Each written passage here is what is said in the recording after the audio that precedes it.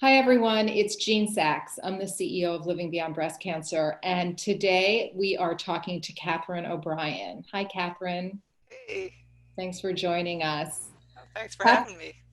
Of course. So, Catherine is a longtime breast cancer advocate. She's also been living with metastatic breast cancer for 10 years. She was diagnosed de novo metastatic when she was 43 years old in 2009. So she has a lot of experience being a patient and being an advocate, and of course, now being a patient in a very, very different world.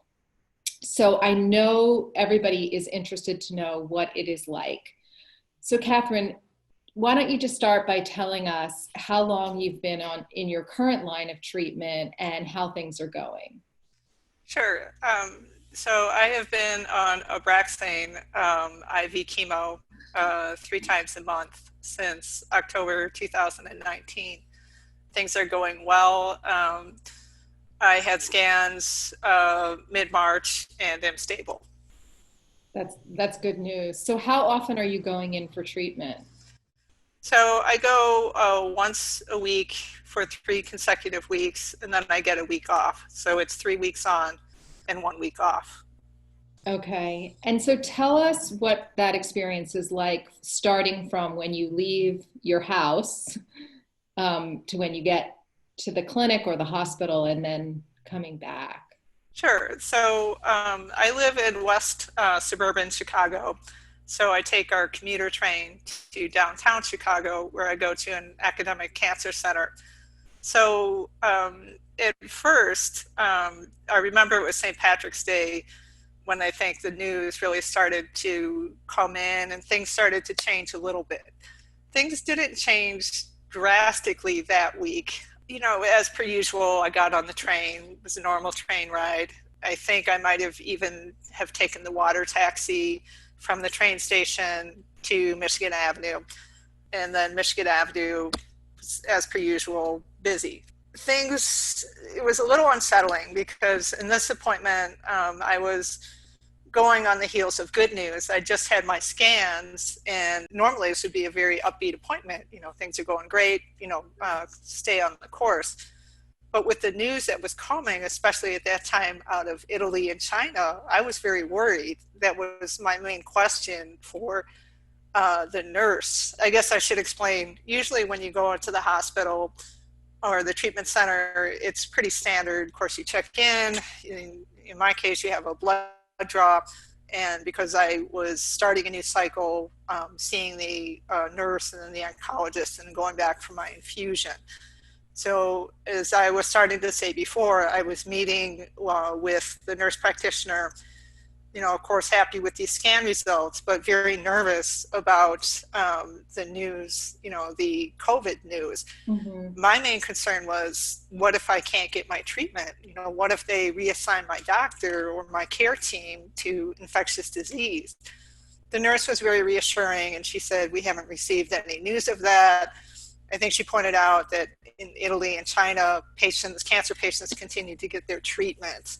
So that was sort of week one. In ensuing weeks, as we all had our shelter in place orders, it became very creepy in terms of even on the 17th, typically my sister would come with me to an appointment, and Mhm. she had said, well, I'll drive you. And I said, well, we should minimize exposure. I'll go by myself. So I went by myself. That then became mandated. The cancer center will call you before the appointment and say, no, first it was no visitors back to the infusion area or back to an exam room. Now it's come by yourself, don't bring anyone. So this is an isolating disease anyhow, but now it's even that ratcheted up a bit. And also just the journey from my house to the cancer center, it's a ghost town. I will be on the Chicago commuter train as myself and maybe total scattered through, a 6 or 7. We each have our own car. So there's like 5 people on the train. But they are It, still running? they are. It's a reduced schedule. So it's basically what would typically run on Saturday or Sunday, which it works fine for me. So that getting there has not been an issue. It's also very much changed in terms of, as I said before, typically when you would come to the cancer center, there is it looks like a video camera up high. As you walk down this carpet, there's a video camera, and it's, I guess, taking your temperature, or heat sensing. And before you could go in, you have to have a mask. The security guard will stop you and say, "How are you feeling today?" If you aren't wearing a mask, they would give you one. The whole thing with the temperature sensing, I didn't know, because obviously I'm wearing a hat, and it was actually cold the last time I was there, and I must have had it really down low, and the security person was signaling for me to push my hat up, and I didn't know what she meant. So that was a little like frustrating, of like, it reminded me of being at the airport. What, take my shoes off, put them on? Right. But is it somewhat reassuring to know It that is. these precautions are being made? It is, but it's also, as somebody that has gone to this cancer center, as you pointed out, I've been treated for 11 years. I've gone to this center for the past 5 years. And so when we're all creatures of habit, and Yeah. any sort of interruption to your routine, whether you're a cancer patient or not, is unsettling. But particularly with metastatic disease, since you have so little control over things, the fact that you have absolutely no control over, you can't pick what door you want to go in, which is certainly a minor thing, but you get used to doing it, your routine. And so that's a little different. And it's also like you're used to just like, especially when you have gone there for like 5 or 6 years, you're used to just sort of going on autopilot, like, oh, I have to turn down this hall or whatever. Well, now with the security guards, I feel it, honestly, it feels like Mother May I, which is good, but it's like, oh, is it okay if I go here? But it adds to the whole Right. unease. I hear that. And I've heard from other women that it's very empty. It is. It is. That is also, it's good, but unsettling in terms of, if you are the one who is the essential cancer patient, the person who is required, excuse me, if you are the person who is required to be there, on the one hand, I'm certainly glad I can get treatment, but on the other hand, it's not a great feeling knowing that you have to be there. You don't really have a choice. Let me just ask you, did you talk with your doctor about possibly switching up your treatments during a period of time, or was the decision you should just keep going? I wondered if that would come up. With Abraxane on the schedule that it's on, that isn't really possible.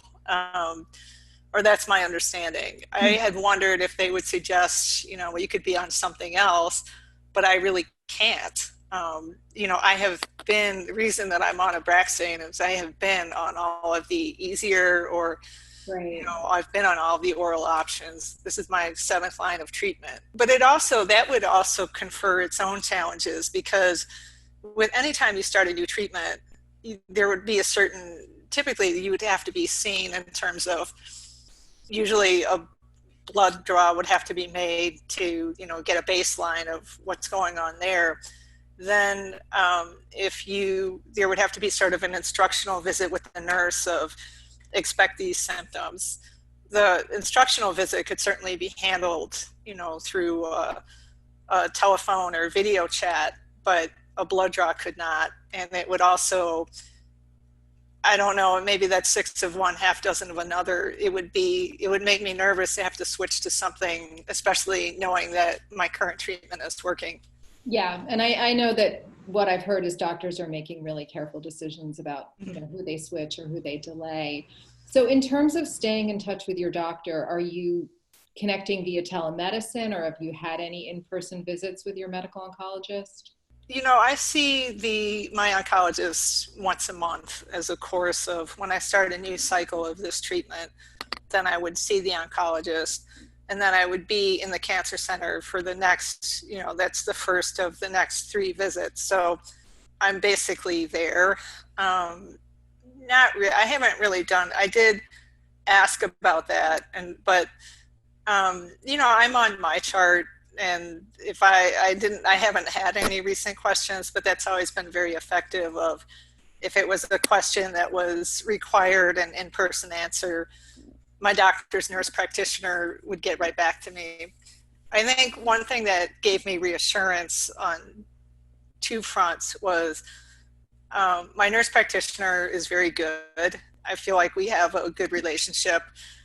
She is somebody that inspires confidence. My oncologist is the cancer center is part of the it's an NCCN designated cancer center, and so it's a National Comprehensive Cancer Yeah. Center. And my oncologist actually is the guy that supervises the recommendations for breast cancer. So I feel like it's, it's not just, he's a person who has a leadership role in cancer treatment, in metastatic breast cancer treatment, but also has a direct line into how things are going with other leading cancer centers. That's great. I just want to make Sure. sure we just cover a few more things. So when you think about the future, which now maybe is just the next few weeks, do you have concerns about being able to continue accessing treatment? Because it seems like right now you're able to get there and you're having the treatment, but Yeah. do you have Um, concerns about what might change?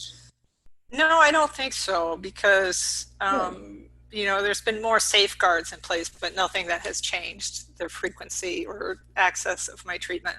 Okay, and that's great, and it's wonderful that your scans are good. So that makes us all really happy.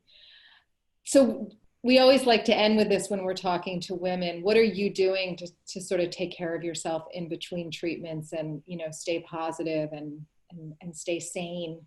I think some of those issues are certainly ongoing before this crisis, Uh-huh. but I think connecting with others is important. I have many online friends, and also in terms of my family, it's a close family. So we have been making use of Zoom. In fact, we recently sort of had a extended family reunion because my aunt it was her 80th birthday, and that family is on the East Coast. And I was thinking, like, gosh, I could have saved a lot of money, because we had this reunion last year. I could have saved a lot of money. It was nice seeing people, and maybe that is a little bit of a silver lining of. I certainly am in touch with family, but I think there's a little bit more of an effort to be a little bit more. I don't want face to face electronically, if that makes sense. Yeah, no, I think many of us have found that in some ways we are connecting in a much less expensive way and not travel intensive. Well, Catherine, I really appreciate you sharing your story. We know that going for treatment is very different than it was pre-COVID. We know for newly diagnosed women, they're walking into an environment where they can't bring someone with them, and there's all these precautions. So hearing you as, a real veteran, I think will be reassuring to our community. So again, I really want to thank you for sharing your story. Sure. We wish you well. Thank you. And to everybody, as Catherine said, staying connected is so important. So remember, we have closed Facebook pages. We have one for all stages and all ages. We have another one for young women. So go onto our website. If you want to join, we'll add you. We're also adding content to our website pretty much daily. So stay strong, stay safe, and we'll be coming back soon with more information. Thank you.